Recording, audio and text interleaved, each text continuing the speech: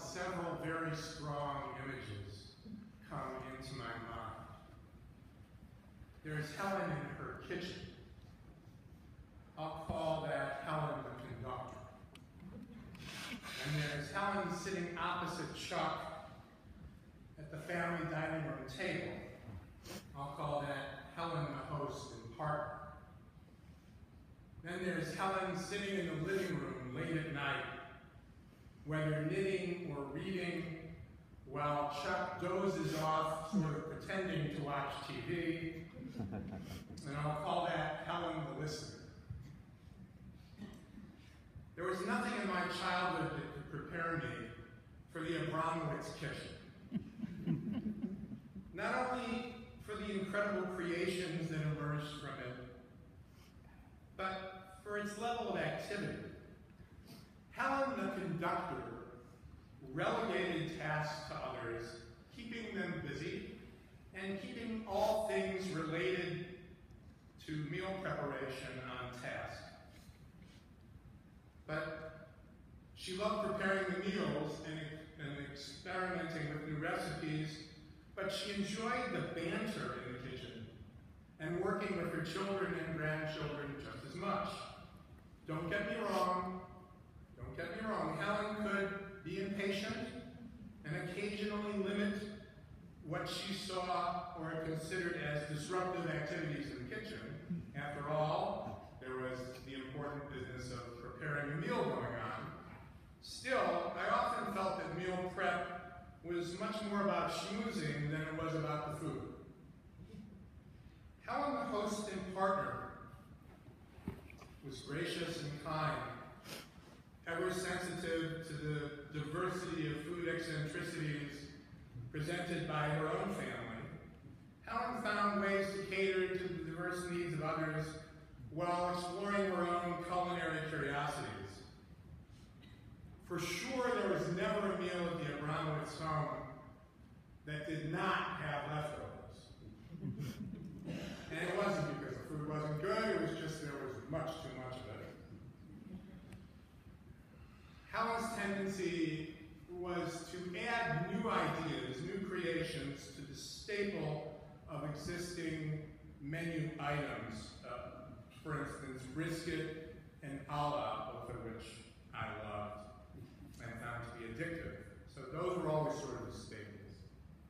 Helen, the partner, would sit at the table opposite Chuck, and together they would revel as they listened to the stories and experiences of their children and grandchildren.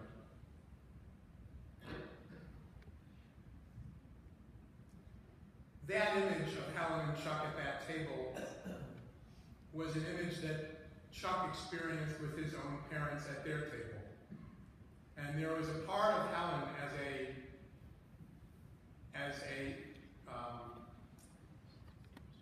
daughter-in-law to Chuck's parents that merits mentioning because she was a very devoted daughter-in-law and sister-in-law.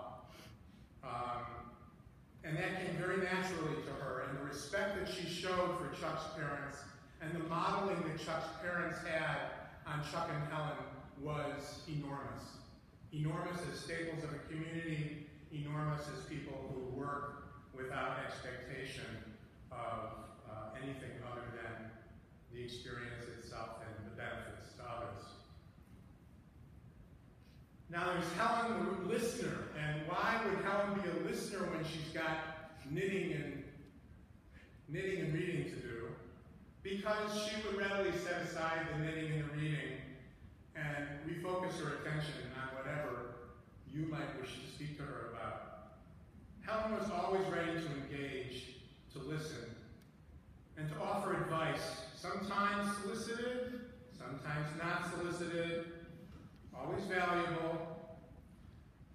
Her expectations of herself and others were rooted in taking things seriously. Life is a serious business after all. And Helen, the listener, took others seriously and sought to engage them in ways she felt important. While this may have resulted in a kind of judgmentalism that could feel harsh, the basis of her concern was her love and dedication. always wishing the best and wanting to do her best for others. Over the last several months, as Sarah's and Deb's and Beth's visits to Dayton increased, I know from Sarah's reports that Helen the conductor and Helen the host were identities that Helen would lose.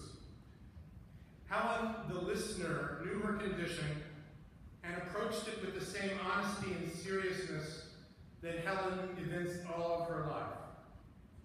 When I think of Helen's legacy, I think of the overriding love that permeated all of Helen's interactions as Helen the conductor, the host partner, and listener. And I wish for all of us to find ways to tap into that love as we mourn our loss. Yehezi